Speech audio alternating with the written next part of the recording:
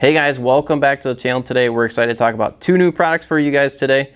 That is our bow holster gear hanger system and our Bow Fang system.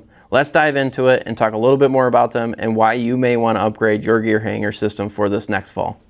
So guys, we've had these two gear hanger systems over the past few years now, and they have evolved every year it seems like. And tried and true, we have another version coming to you guys. We've went from a fixed bow hanger system. We integrated our fulcrum bow hanger with these 3 gear hooks, and we have an accessory cord version with a rope roller cam, and then we have our strap version with a rope roller cam. So that's our most recent update that we've had to our gear hanger system, and they've been great. Guys have loved them, love both style of systems, whether you're an accessory cord guy or you're a strap guy. Both have been great. One thing that we found when we were at the Mobile Hunter Expo in Kalamazoo this year is we met with a guy that swung into our booth and kind of talked to us a little bit about his system and what he was running, what he was looking for. And he was telling us, he's like, I could really use a new product. He was kind of talking to us about it, and I can't remember his name. So if you're watching this and you're that guy, shoot me a message because I would like to connect with you. And I remember your face, so I'll know who it is.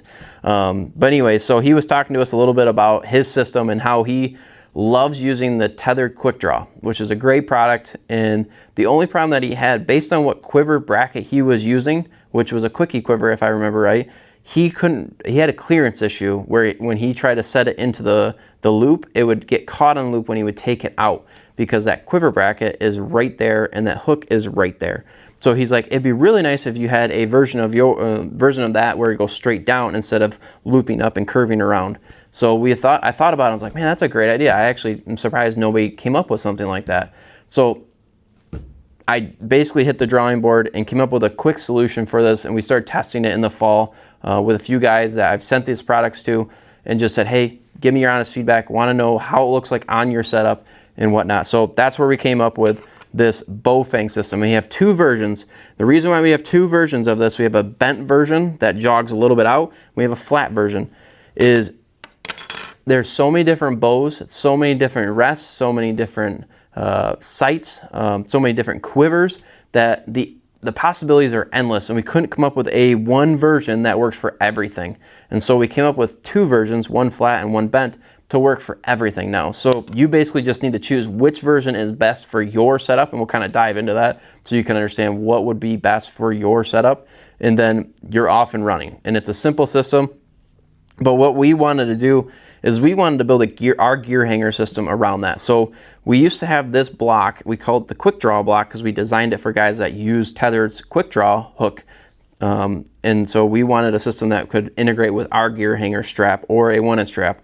So we redesigned this, and you can kind of see here, we have a slot here for the 1-inch strap, and then we actually have a hole there for our accessory cord. And then we have a slot for our 3/4 inch strap, which is great. It gives you the option to run any of those systems. You don't have to have multiple blocks based on if you upgrade your strap or change it out after the season. The other thing that we did is we went with the same way that we integrated the hooks in the back of our bow holder. We did the same thing with the bow holster. So there's 3 different fixtures or slots in the back where the gear hooks will just nest right into the back. So it gives you a nice compact system. So the difference that you're going to see versus this gear hanger system and this gear hanger system is once this thing is strapped to the tree, everything up until that point is going to be the same. But once you put your bow into the bow holster versus the bow hanging on this little arm that swivels down, the bow is not going to move around or swing or go with the wind or move with the tree. It's going to be rock solid in there. It's not going to sway around or move. So you don't have to worry about that. With this one, because of the way it rests on the arm, you're going to have that kind of be a thing that you're going to see. So that's a major thing that you're going to see right away. So everything up until the hanging point is going to be the same, but once you put your bow in there, you'll notice right away that this is going to operate a lot differently than our traditional gear hanger system. So that's the bow holster. You're going to get 3 gear hooks, you're going to get the bow holster, then a strap or accessory cord. Pretty simple. That's what you're going to get.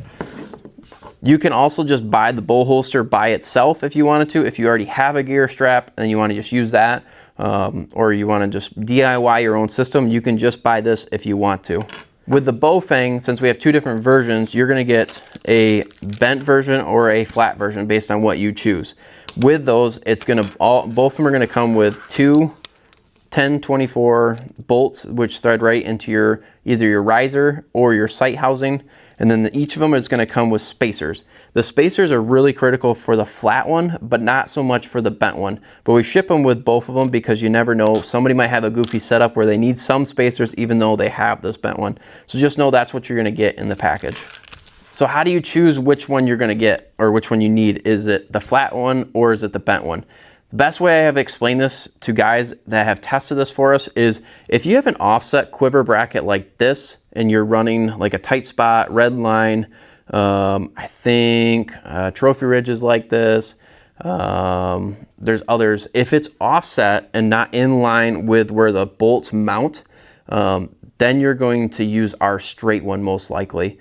If you're running like this quickie quiver bracket here where it's straight down in line, so your quiver mount slides straight down into the quiver bracket, you're gonna want this bent one. And the reason for that is with this flat one, you don't have that interference issue where like this one, it jogs out, because if you just had a flat one, it's not going to give you much clearance there. So just know, like if you have a bracket like this, that's going to kind of dictate which one you're going to choose. The other thing that keep in mind is where your rest is at. So like for this bow with my gear head, my rest is mounted back where my grip is. On traditional bows, like, let me grab this for you. Like my Elite Z28 here, this is more of a traditional bow setup. You'll see where my sight housing and my quiver bracket are at. They're in line with my rest and where it is mounted on this riser. So for me, I needed to get it spaced away. So I still can use that flat one, but know that you're gonna have to use some of those spacers to get you some clearance so you don't run into an issue where you're gonna hit your rest mount there. So you need to get away from that. So a bent one might be an option for this one, but for me, I really didn't need it. I still stuck with the flat one and put a spacer in between the quiver bracket and the sight housing. That gets me a little bit away and sets me up for success for that.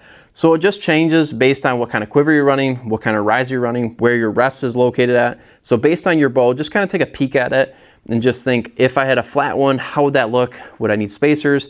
Would it not work with spacers? Would I need to use a bent one? So just kind of take a peek. Every bow is going to be a little bit different.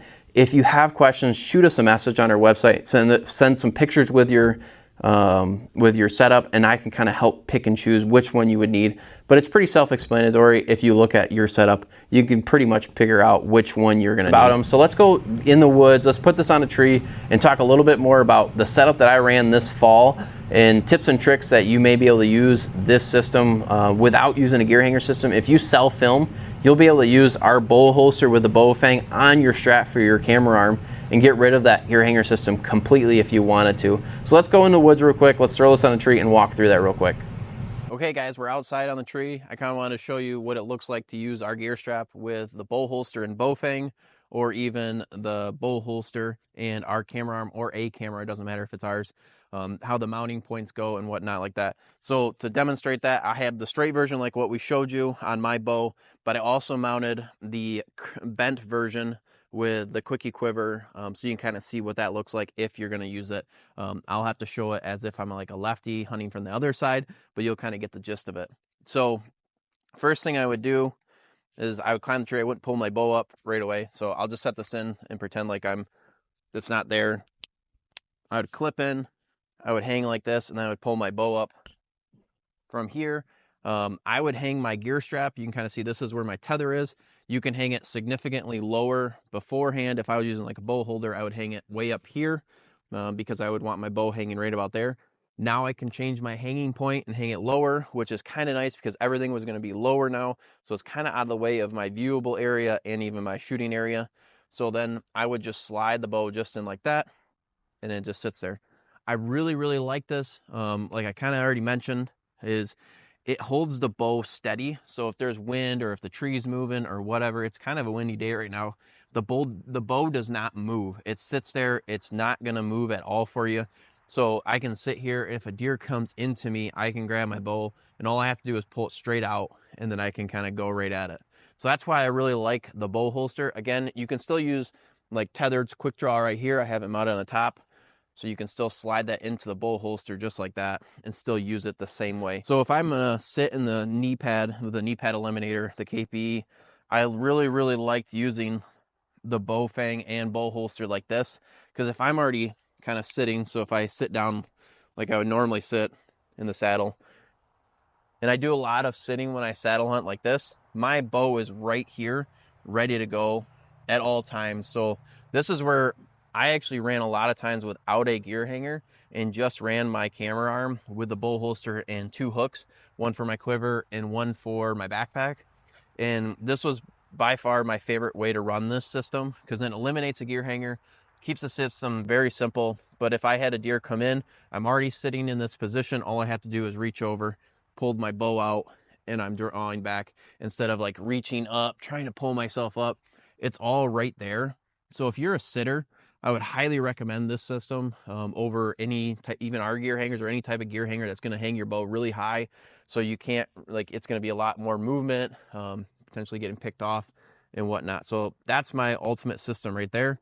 So pretend like I'm hunting on the other side. I'll actually climb down for this one because it doesn't make sense for me to be on this side. It doesn't change if you're using the bent or the straight version. It just slides in there just like this. And then your bow just sits just like that. So that's where it doesn't matter what system you're running, they're gonna operate the same for you. But this is on the gear hanger. That's gonna, with the bent version, all you do is just kind of lift it and pull it out. And then that's gonna look like if you're running on the KPE or the camera arm strap. Well guys, that's our 2 new products for you. I'm super excited to release these products for you. I love it when we test something thoroughly through the fall and really put it through the paces with a bunch of guys testing this, and we come out with a really good product like this. I really like to think things through like this, and I think these products really, we put a lot of time and effort into to make a perfect product for you. So if you're looking for a new gear hanger system or a new way to mount your bow onto the tree or hang it on the tree, swing on over to our website today to get the bow holster now. And then also while you're there, grab our Bow Fang there too.